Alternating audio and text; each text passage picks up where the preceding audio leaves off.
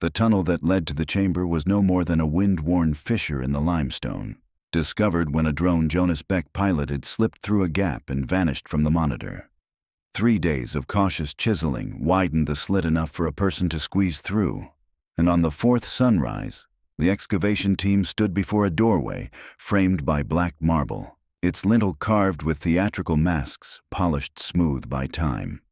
Dr. Lena Reyes, field director for the Anatolian Antiquities Project, raised her lantern. "We record everything," she warned. "No souvenirs, no shortcuts." They stepped into a chill that felt rehearsed, as though the air itself had been waiting for the cue to rush across their skin. Their lights revealed tiers of seating curving away into darkness, and on every bench sat rows of skeletons. Hundreds of them. Each skull faced the stage. Each pair of desiccated arms, wrapped in scraps of tunic, was frozen mid-applause. Carter Cho, the project historian, muttered, "A theater entombed in salt deposits, the perfect preservative." Amal Hassan, epigrapher and Lena's closest confidant, knelt beside the nearest corpse. The arm bones are angled forward, palms concave. They died applauding. Professor Gaius Ferretti, emeritus classicist whose reputation could still open grants, removed his glasses and cleaned them needlessly. "The last performance of a doomed city," he said reverently. "We may never find a better snapshot of Roman provincial life." Jonas's drone buzzed back to them, rotors whining. Its camera feed showed a broad proscenium. On the stage stood 5 additional skeletons draped in elaborate costumes, each preserved color still vivid: indigo, vermilion, gold, jade, and a stark ivory white that caught every ray and hurled it back like a spotlight. Lena exhaled. Actors and audience together, sealed by an earthquake maybe. Mateo, their local spelunker hired as guide, crossed himself. Or the gods asked for quiet. A ripple of unease traveled through the team, but the discipline of scholarship anchored them. They set up tripods and halogen lamps. The theater brightened by degrees until it looked perversely ready for another show. At the center of the stage, half buried in pale dust, lay a bronze cylinder about the length of a forearm. Amal lifted it gingerly, noting the intact wax seal. Symbols along its spine were unmistakably Latin, but in a flourish she had never seen. Carter held up an evidence bag. "We opened that in the lab tent." Amal shook her head, eyes shining. "The temperature shift could damage the ink. We open it here where it's lived for 2 millennia. Lena weighed protocol against the once-in-a-lifetime find and nodded. "Gloves up, everyone. Cameras rolling." Amal broke the seal.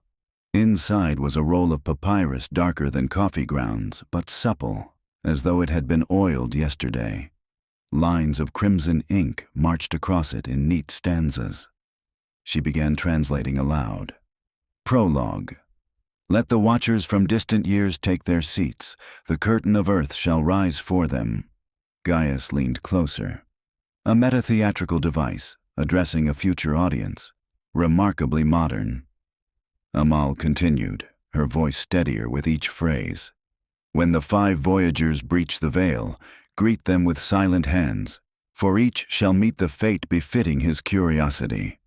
Jonas chuckled. Spooky marketing. They knew how to keep butts in seats. But Amal was still reading. "One shall see through a flying eye and fall, broken, into Hades's orchestra pit." Jonas lowered his camera drone to the stage as though suddenly wary of it. "Another, steeped in ancient tongues, shall be pierced by the wisdom he seeks." Gaius frowned, touching the lapel where a silver stylus rested. "A third, whose voice captures echoes, will drown in the chorus." Carter fingered the audio recorder hanging from his belt. "The guide will drift like smoke, lost between wings." Mateo coughed and backed away. "And she who commands them all shall write the final line in blood." Silence gathered weight around the group. Even the halogen lamps seemed to dim. Lena cleared her throat. "A coincidence. The playwright is warning characters inside the play, not us. But the match is too precise, Matteo protested. Flying eye? That's Jonas's drone. Jonas attempted a laugh but produced only a thin squeak. I'll keep my feet on solid ground, okay?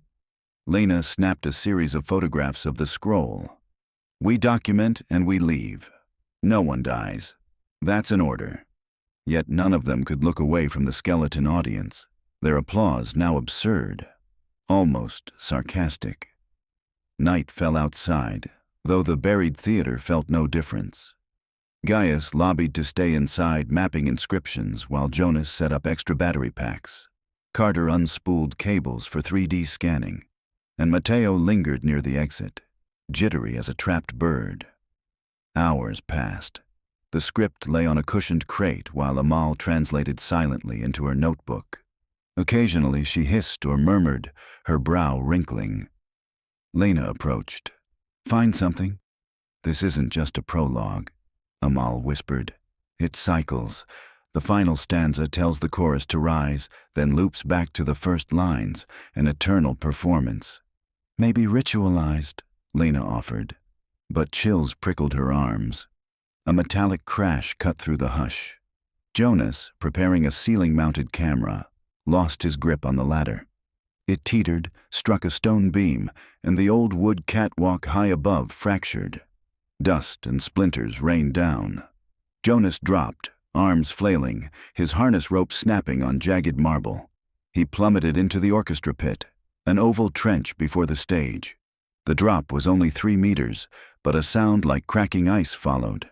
By the time Lena reached him, Jonas lay in shards of crystallized salt, his leg twisted, blood spreading beneath. He stared at her, pupils enormous. Fell, like the line said. Matteo helped splint the leg. Lena's radio refused to transmit beyond the cavern. They needed to haul Jonas to the surface for evac. It took an hour to rig a stretcher. While they maneuvered him toward the exit, Amal glanced back at the scroll and shivered. The ink seemed wetter, darker. Applauding fingertips of bone appeared almost to flex. Once outside, satellite phone contact secured an airlift, but the helicopter could not arrive until dawn. They erected a thermal tent around Jonas. Morphine dulled his pain, but not his fear. The play's writing us, he slurred. Turn the page. Gaius stayed with the patient. The others re-entered the theater to retrieve equipment. Lena forced brisk professionalism, but the corridor felt narrower, as though stone pressed inward in sympathy. Inside, they found Gaius's voice echoing from the stage. The professor stood before the ivory skeleton, reading from a wax tablet he had pulled from the actor's withered fingers. It's a commentary, he said, a playwright's notes describing ideal deaths for his audience. Morbid genius. Amal snatched the tablet. She read, lips moving. Pierced by the wisdom he seeks. That's you, Professor. You should leave. Gaius puffed like an affronted swan. I am not a character in some Gothic charade. He stepped back, and a glint flashed above. A bronze spearhead, part of a suspended prop, possibly representing Athena's lance, jiggled loose from the damaged catwalk. It arrowed down, slicing the air. Carter's shout arrived too late. The point entered beneath Gaius's jaw and emerged through his crown. He sagged without drama, as though merely pressed by a hand to sit. Blood spilled onto the stage, black in halogen light. Matteo bolted for the exit. Carter restrained him. If we panic, we die faster. But terror fissured his own voice. Lena's rational core flailed for purchase. 2 predictions coinciding with freak accidents. Confirmation bias, she argued to herself. Yet the script had claimed them with chilling specificity. We evac now, she declared. Amal, pack the scroll. Amal hesitated. If we leave it, another team might suffer the same fate. We must understand it. Alive first, scholars later, Lena snapped. They wrapped the papyrus in acid-free layers and sealed it in a polymer tube. Halfway to the exit, a low groan trembled through the seating. Carter swung his light. The audience skeletons shifted. It might have been geological vibration, but they appeared to lean forward, bony wrists clicking in new ovation. Mateo sobbed a prayer. "The guide will drift like smoke," he murmured. "That's me." He sprinted up a side stairwell toward a ventilation shaft they had not surveyed. Dust clouds poured from the opening as he crawled. Lena shouted for him, but a gust of stale air blew her words back. Through swirling grit, they watched Mateo vanish. Seconds later, the shaft exhaled a plume of powder. Then silence. Carter and Lena climbed cautiously and shone lights. The passage tapered into nothingness, a funnel of fine silt that had swallowed Mateo entirely. No movement, no sound, only drifting particulate like smoke dispersing. 3 lines of the script fulfilled. 3 teammates down. Carter's knuckles whitened around his recorder. "Drown in the chorus, that's me. The chorus must be them." He gestured to the skeletons. "We need to stay away from the seats." Lena swallowed bile. "We need out." Amal touched her arm. "The loop," she said softly. "The script loops. If we break the cycle." "How?" She pointed to the ivory skeleton. "That one wears no color associated with Roman theater. It's the conductor, beyond the play. Remove it. Maybe the performance ends." Carter scoffed, but desperation overpowered skepticism. They approached the stage. The ivory skeleton sat on a carved throne, hands raised as though directing the applause. Its skull was elongated slightly, not deformed, but stylized. Around its neck hung a silver torque, polished and untarnished. Amal reached for the torque. As she lifted it, a roar like surf filled the chamber, the collective intake of breath from unmoving throats. Carter stumbled back, dropped his recorder, and the chorus began. No vocal cords remained, yet a susurrus of wind whirled through ribs and jaws, producing a harmony of rattles. Lena realized the sound was real, air currents channeling through the porous salt deposit as pressure changed. But reasons no longer mattered. They were inside the music. Meters away, the orchestra pit where Jonas had fallen now bubbled as groundwater seeped upward, agitated by seismic shifts. In minutes, it became a shallow pool. "That's my drowning," Carter whispered. "Keep me away from it." He edged along the back of the stage. Applause bones clacked faster, as though encouraging. Lena helped Amal lower the ivory skeleton from its throne. It weighed almost nothing, bones delicate as birdcage wire. "Out," Lena ordered. They moved. Skeleton cradled between them like a fragile infant. Carter followed, skirting the pit. Halfway up the central aisle, seats collapsed inward. Wooden benches dissolved into dust as if aged centuries in an instant, leaving gaps that resembled open mouths. Carter leapt one, vaulted another, and the floor beneath him caved. He plunged waist-deep between tangled femurs and rib cages. As he fought free, audience skeletons toppled, sliding into the cavity, piling around him. Dust erupted, and the grotto filled with choking motes.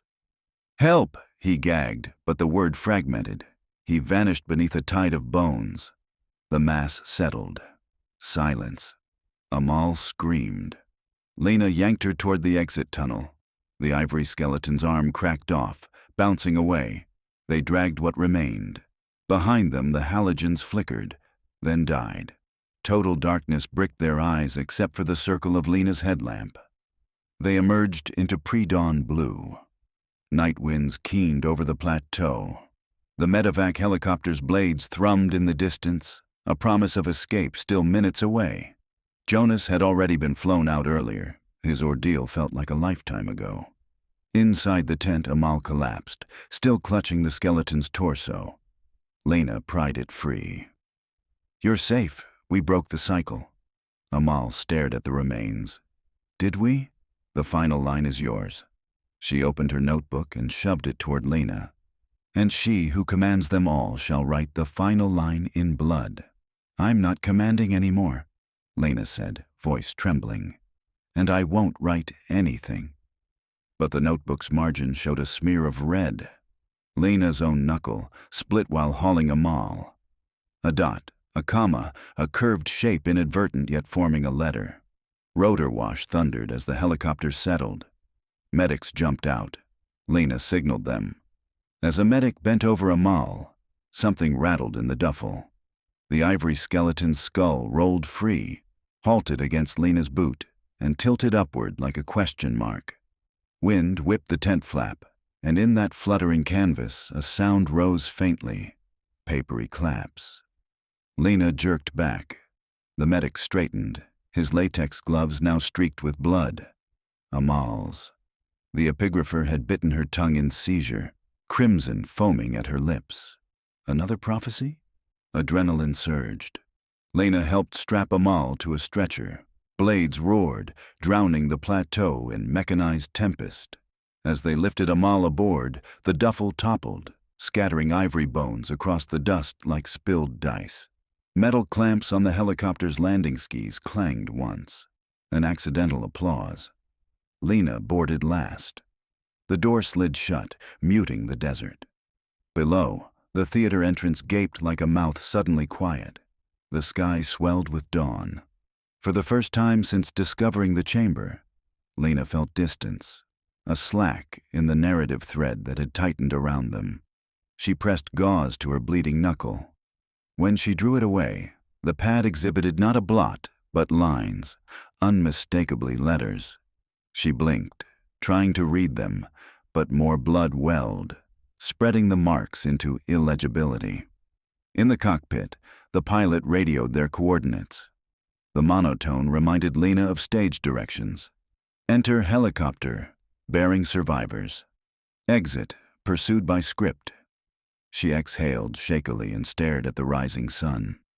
The fire at the horizon looked like a curtain lightening before lifting. Below, the plateau receded, a dark semicircle etched in salt, still containing tears of silent witnesses. With a jolt, Lena realized she had begun to phrase an incident report in her mind. Calm, clinical, authoritative. She was, after all, commander of the dig. Words lined up automatically. Findings, measurements, loss of life. Like the scribe who finished a play so actors could bow. The helicopter banked south.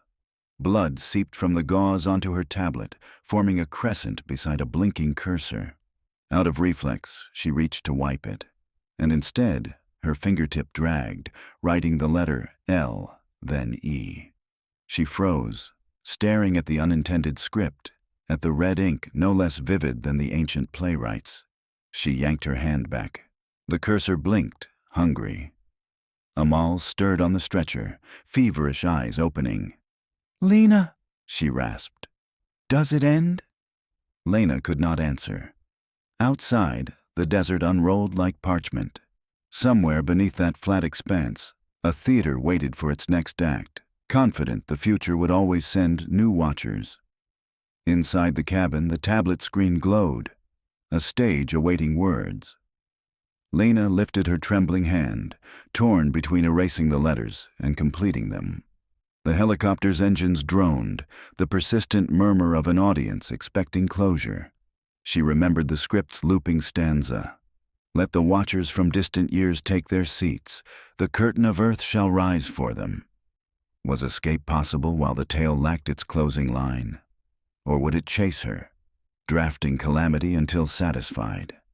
She thought of Jonas's shattered leg, of Gaius impaled, of Carter suffocated in bones, of Matteo diffused into dust. She thought of Amal, pulse fluttering like weak applause. She thought of her own authority, the unseen contract she had signed by entering that doorway. Outside, dawn flared. In the burst of light, Lena saw, superimposed upon the endless desert, the faint outline of tiered seats and patient skeletons, as though every horizon hid its own auditorium. A single sentence formed in her mind, simple and definitive. The play is over. She raised her fingertip to the tablet. Blood gleamed on the skin, ink drawn from the oldest well. She hesitated, then pressed, writing each letter with deliberate force. Finis. The moment the last stroke settled, the helicopter shuddered, struck by an updraft that dropped them 50 feet before the pilot recovered. Alarms blared, luggage tumbled, Amal cried out, medics shouted. Chaos erupted like a final crescendo. Lena clung to a safety strap, vision tunneling. She thought of the applause frozen in bone, and wondered whether the watchers approved of her ending or demanded an encore. When the craft leveled, silence returned, save for whirring rotors and beeping instruments. No one was dead. Nothing critical was damaged.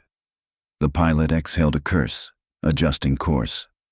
Lena's tablet lay on the floor, screen shattered. Through fractured glass, she could still see the blood-written word, each letter skewed by spiderweb cracks but legible. Finis. Not curtain, not fade. An absolute ending. She exhaled. Around her, the unsettled medics resumed checks. Amal's breathing steadied. The world, for the moment, obeyed ordinary rules. But Lena knew stories loved sequels, and playwrights of any era cherished reprises. She closed her eyes, hearing distant bone on bone, a rhythm impossible to silence completely. Yet she also felt something else. The possibility, however slim, that she had stepped off the stage. Beyond the window, the desert rolled beneath them, blank, unrehearsed, waiting for whichever tale humankind chose to write next, and for whichever tales, already written, waited patiently under layers of earth, listening for footsteps and rustled pages. For now, Lena opened her eyes to the unwritten horizon and refused to applaud.